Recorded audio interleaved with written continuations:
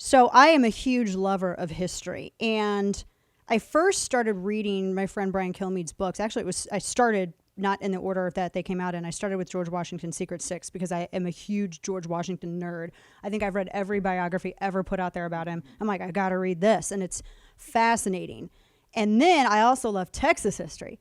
So I was pretty stoked for this book to come out. And our friend Brian Kilmeade, his book is out, New York Times best-selling author, and you know him as host of Fox and Friends. His latest, Sam Houston and the Alamo Avengers, which sidebar sounds like the greatest ZZ Top tribute band name ever, is out now. Go and get it. And I haven't started reading it yet, but I'm going to. Actually, it's been out it's been out for a bit, but I haven't read it yet. Brian joins us now via phone. Brian, congrats on the success. And I love the topics that you pick, and I love how interesting you make them. Thanks for joining us. Thanks, and don't feel bad, Dana. Today was the day the paperback comes out. Oh, see, I was right. I was like, I know something came out about it. I've had it, and I haven't read it yet, but I'm going to. But I have not read your books in order, which is weird because I read your George Washington, I read The Secret Six first, and then I read Jackson, and then I read the one on Triple. So nothing has been in order. I hope it's not like, songs on an album. Okay, I appreciate it. No, it is. I am kind of trying to go in order, just try to find a story that's not necessarily over published. So, like, for example, I'll never do something like the definitive biography of Lincoln. How can you do better than Ulysses S. Grant, what Chernow did? Can't do it, don't have the time or the intellect.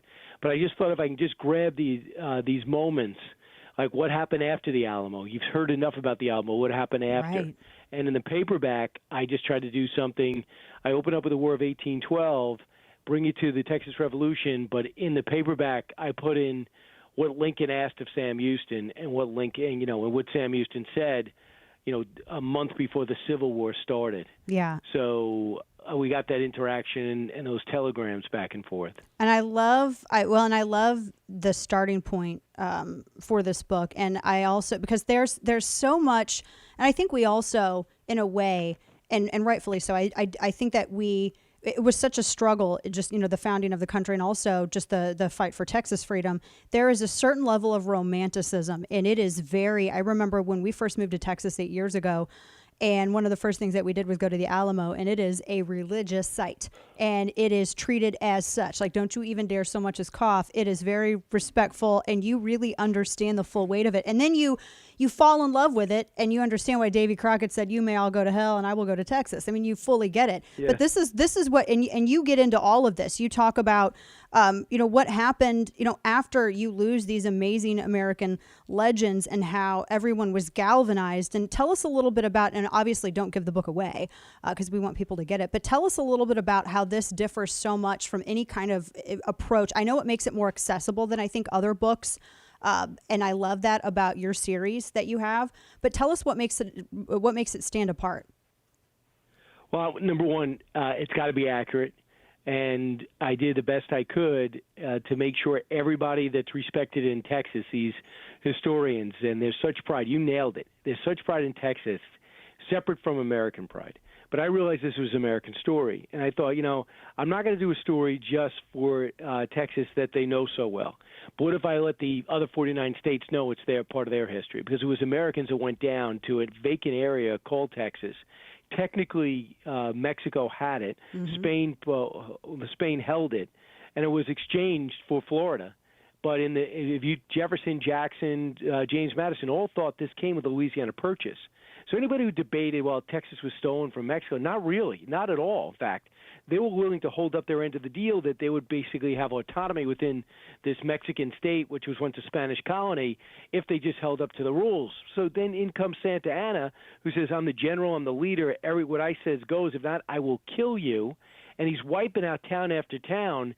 But this thriving area we now know as Texas was saying, leave us alone, don't know what you're doing, but our deal is we become Catholic, no slaves, no taxes for 10 years. They said, you broke the slave thing, which is true. The Catholic thing is you held up that. And for 10 years, no taxes. You've made this thriving area.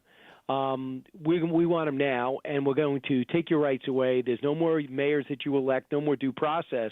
You say that to Texans even today, as you see with that salon owner, mm-hmm. That's a bigger problem in Texas than anywhere else. Yeah. And they said, that's the line in the sand. After a few skirmishes, we got the Alamo. Sam Houston said, don't take the Alamo. They took it. He said, don't hold it. They stayed. They all got killed, but the way they fought and the valor they displayed is what has inspired generations, and which people go in there even today.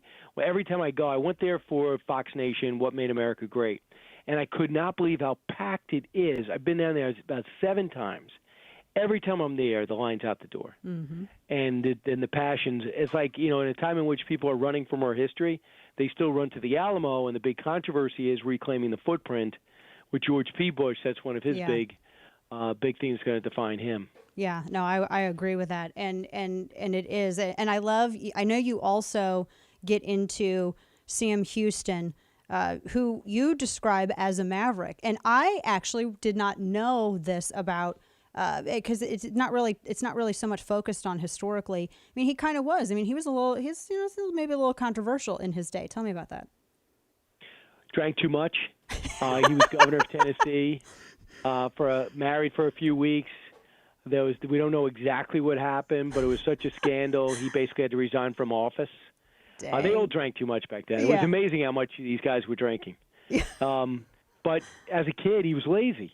And even his father dies at a young age. They move out west. They got to work the land. He didn't do much. His brothers were all over him. They said, okay, we're going to buy a store. We're going to let you be a clerk. He was terrible. They said, you better go to school. He didn't go.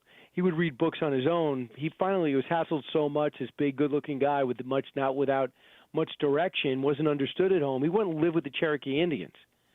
And there he learned a set of values that he'd have his whole life, and the respect for that culture. He'd be the first American Indian advocate, famous one, really in our country. Yep. While Andrew Jackson, his mentor, would be famous for clashing with the American Indian, he would be the one to always make peace.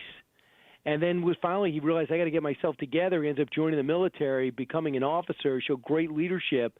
And the way he fought the Battle of Horseshoe Bend in 1814 impressed this guy named Andrew Jackson, who would mentor him the rest of his life.